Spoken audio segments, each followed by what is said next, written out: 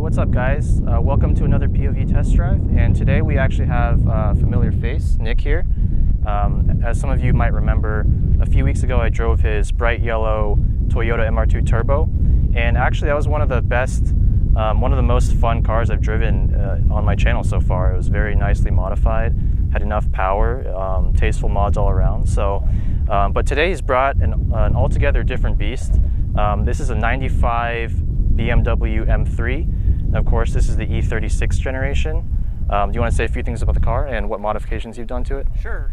The car is mostly stock. It is sitting on a Dinan suspension upgrade. It has a Dinan exhaust system on it. And under the hood, there's a cold air intake and supercharger. All those mods were put on by the first owner. But other than that, the car is stock. So the Dinan Supercharger, as you mentioned earlier to me, is a centrifugal type supercharger, right? Right. It's mainly, you could think of it as a belt-driven turbocharger. So unlike a Roots or a twin screw turbo or supercharger that would give you more boost in the low RPMs, this comes on in the high RPMs and pretty much just makes the engine breathe efficiently when you're going towards the red line. So it keeps that very naturally aspirated, rev-happy nature of the engine, right? It just kind of increases the linear torque band even up just another level. Right. So as you can see, here's the supercharger right here. The intake's right down there. It's also a Dinan unit, and I believe you said they cut out a hole on the front bumper to actually feed that air through into the intake, right? Right. And here are the important parts. Carb legal. That's always useful. Bits. But other than that, the engine is stock. Yeah, other than this kind of quarter right here, everything else looks clean and stock. The E36 is actually, to I guess the common person who's looking at it, is one of the less respected generations of M3 for a couple of reasons. One of those reasons is the fact that in Europe they got the S52 motor, which produced 282 horsepower. For the US model, we got only the S50, which produces around 240 horsepower.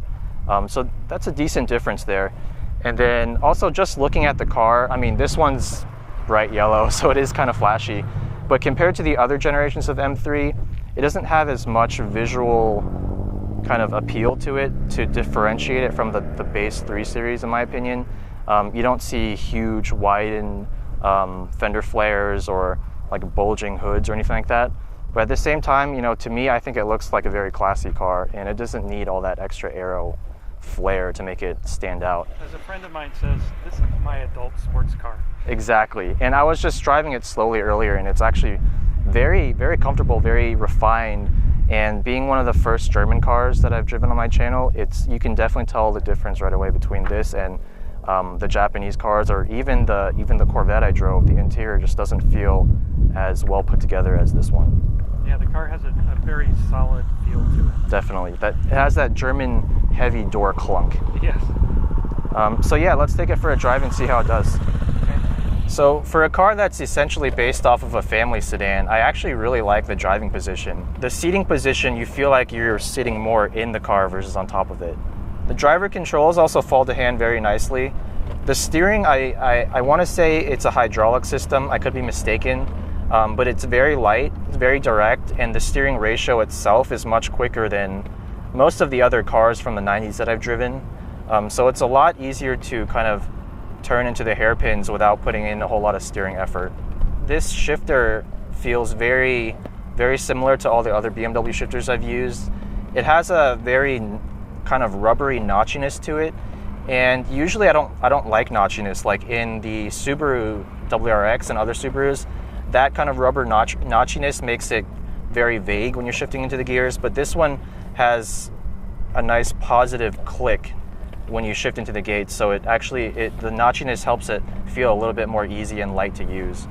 The pedal layout overall is good. So the gas pedal in this car, like most other German cars, is floor mounted, meaning when you press it, it kind of pivots like this, whereas a lot of the Japanese cars is mounted at the top, so it pivots down like that.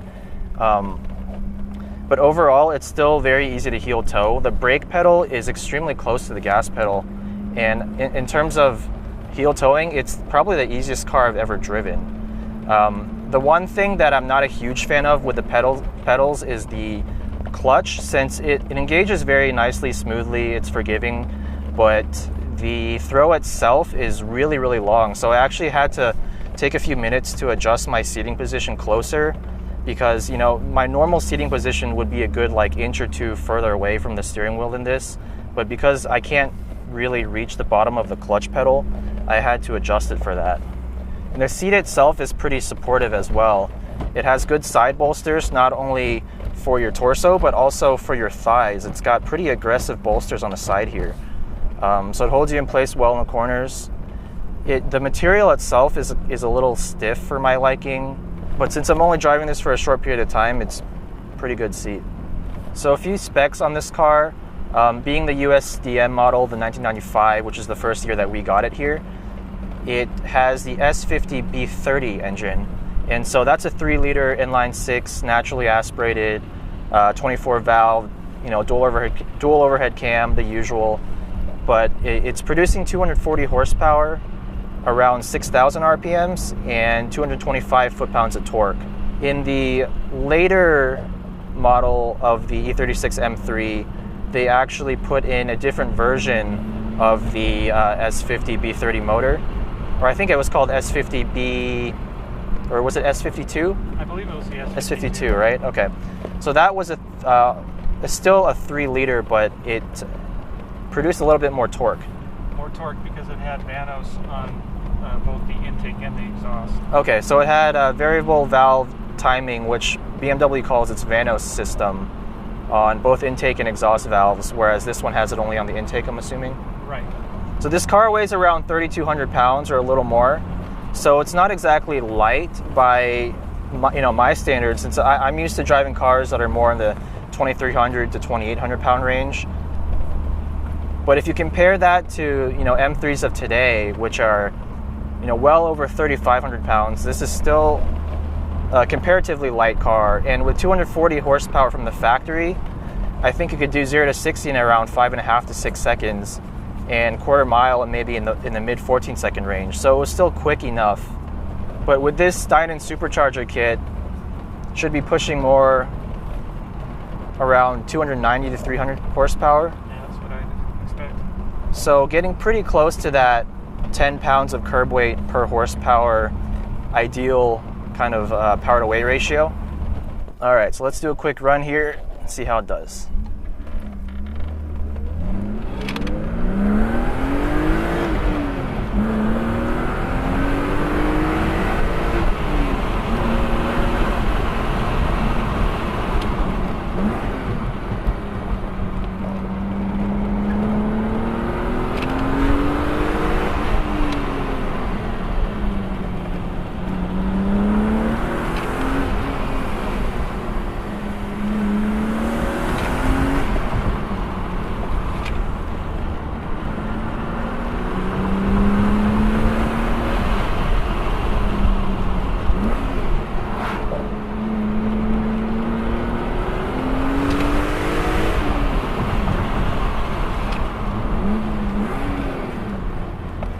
Missed the gear there.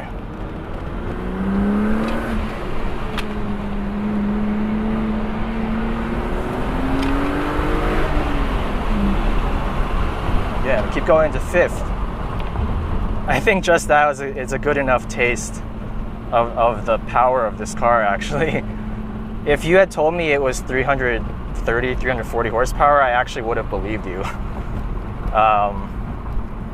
You really can't tell that this car is making good power when you're just driving around below 4,000 RPMs. It's not that it has any kind of throttle lag or like turbo lag, anything like that.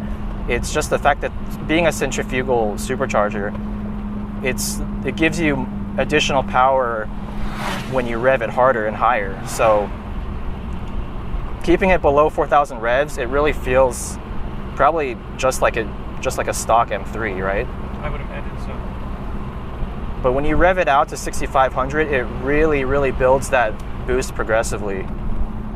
And despite being only like 5 or 6 PSI, you know, it still feels like properly quick. Now, unfortunately, I was kind of misshifting from 2nd to 5th earlier. Luckily, not the other way around. If you want to go for another run, do that. Maybe I might take you up on that. All right, so 2nd, 3rd. That's 5th. Yeah, it doesn't have the kind of, like I noticed on my MR2, you really have to go over to get it into 5th. Okay. But This one's more like quite as really easy to get into 5th. Yeah. Actually. Yeah. All right, this is the first time I've ever done a rerun of this quick section, so let's see how it does again. I'll try not to misshift it this time.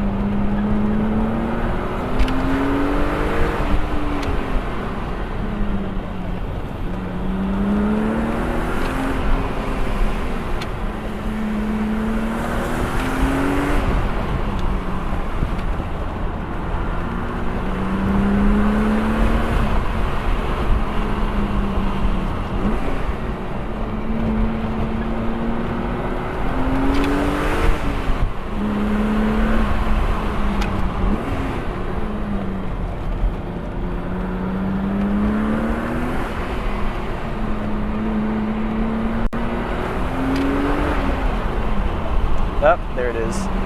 same place too. Yep. Yeah. This car is honestly exhilarating to drive. You know, all this time I've been driving, you know, I've done like 16 or 17 POV test drives thus far, and the vast majority of those cars have been Japanese, oftentimes front wheel drive, you know, like under 200 horsepower, sometimes like barely over 100 horsepower. But this thing just feels so rock solid, and honestly so fast. Like, I wasn't expecting it to feel that fast. And not only on the straights, the braking performance is excellent too. As long as you put enough pressure on the pedal, it gets the car stopped really, really fast. It doesn't kick in the ABS or anything, and it has a lot of grip. I didn't get the tires to chirp at all, as far as I could tell. Does this have traction control? It doesn't, but it does have a limited slip in the rear. Okay, so it has an LSD in the back. Try not to run over these squirrels. You know, the corner exit, I could really get on the gas pretty early for an FR layout car. And these tires are actually really good too. They're just Yokohama S drives, right? Right, but they're pretty fresh. Okay. So they're still sticky. And I don't know if you were able to notice when we had the hood up, the engine sits really far back. Yeah, I did notice that. So that helps with the weight distribution. Yeah, it doesn't feel super, you know, front heavy. No, not at all. And the front end is really willing to turn, you know, partly because the steering is so quick. But it doesn't feel labored when you're on corner entry like some other. So for example, like one of my friends has a 2009 Z4, and that has, you know, similar power output to this, 250 so horsepower and around 3,200 pounds, very similar on paper. But because of the way that car is designed, the front is just so far out there and the engine occupies a lot of that space. And it just feels like a very front heavy car when you turn it into a corner. It understeers more. It doesn't feel as balanced mid-corner either. I really like this car in that it looks like a normal sedan, and it's very practical. You know, I can put 4 people in here and not have the people in the rear seat be totally punished. Like in a lot of coupes. And the trunk is still cavernous. You can also, the seat backs pop down. And I've had a lot of stuff in this car. And then at the same time, it's total Dr. Jekyll, Mr. Hyde. Oh yeah. Or when you really put your foot in it, it just wants to go, and it's light and nimble, and handles really well. Yeah, you know, on paper, you really, you know, at least I didn't guess that it would be such a great handling car. You know, 3,200 pounds, I will say it masks its weight very well. And it is because of the power delivery and how, you know, when you rev it higher, it produces more power. It is like a little bit of a handful to drive on this twisty road. You have to be kind of careful with your throttle application. The power really does surge. It's kind of like almost as if it was like a small turbocharger. But yeah, also when driving quicker, the steering maybe is the one place where I wish it felt a little bit tighter.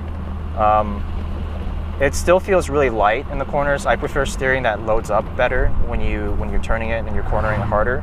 But it is still very precise. It'll still, you know, point the car in whatever direction you tell it to.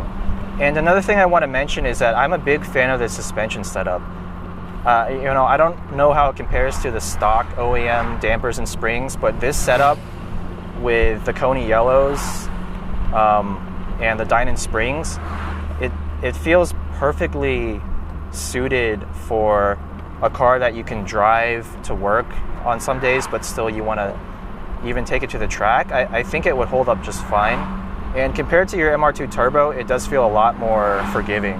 Oh yeah, it's definitely a smoother ride. And the whole car is so much more quiet than the MR2. Yeah, even with the exhaust and the intake, you know, it sounds like a stock OEM car. It doesn't have a fart cannon kind of raspiness to it at all. Now, the other thing I like about the car is the engine. One of the reasons why I picked the M3 was I wanted to get a straight 6. I had never owned one before.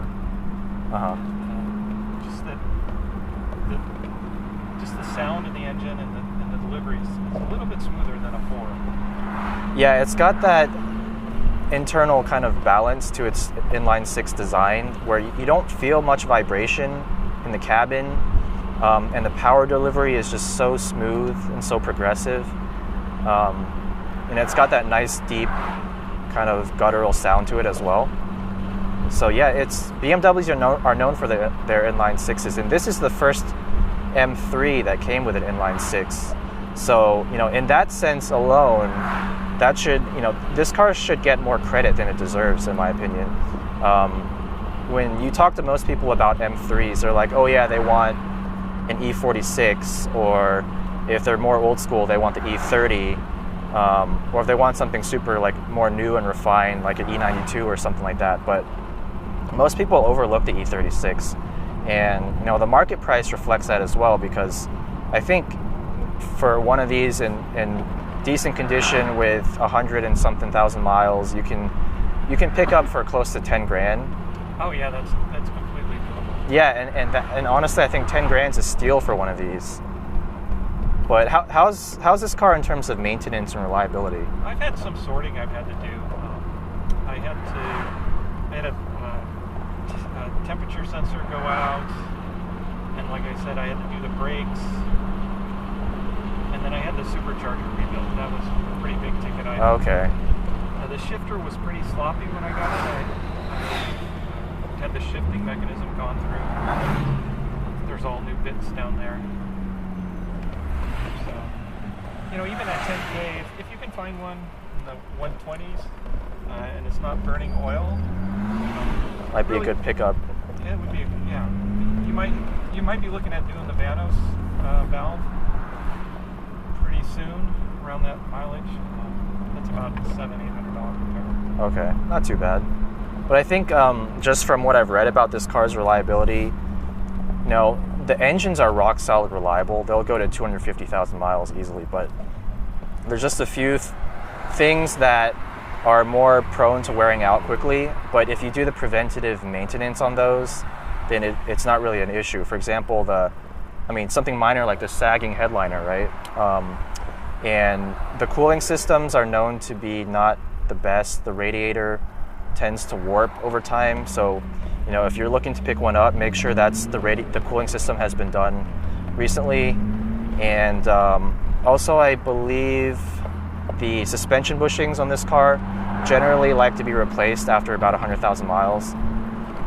But other than that, you know, mechanically the car is solid. You know, the engine's not prone to just blow up on you like, you know, like a rotary engine or something like that. And I've heard that these cars are also very easy to work on, which can't be said of, you know, newer cars. Yeah, I've heard people even complain about the E46. Even the E46 is harder to work on. So this is probably the last generation of M car that was still easy to work on and relatively reliable. And actually, when I first started autocrossing with my S2000, one of the first cars I rode in was an E36 wearing slicks at all four corners. And the guy driving it obviously was a very experienced autocross driver. And that thing blew my mind. When he drove it, he was literally just cranking the wheel as fast and hard as he could. The tail end never came out. It didn't understeer all that badly either. It just felt like it was on rails through the entire course. And it had a stock engine and just some suspension work done to it. It wasn't, you know, stripped out or anything. And that really opened up my eyes to E36s for the first time. So I'm glad I got to drive one. In terms of price, if you're looking for a track car or autocross car or something, you know, for 10 to 15K, you can get one of these or you can get a really nice S2000. And between those two cars, I would have a hard time picking because they both have their pros and cons.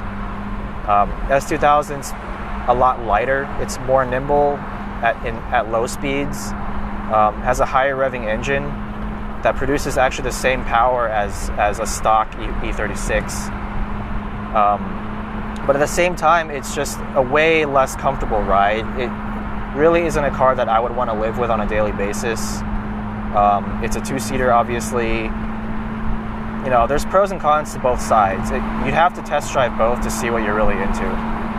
But if you can only have one car, out of all the cars I've driven so far, this would be my pick for under 15 grand.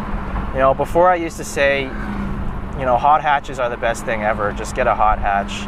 They're practical, they're fun to drive, they're pretty affordable. But after driving like a proper M car with enough power, and it's still rear wheel drive, I don't think I could ever go back to a hot hatch for the same price.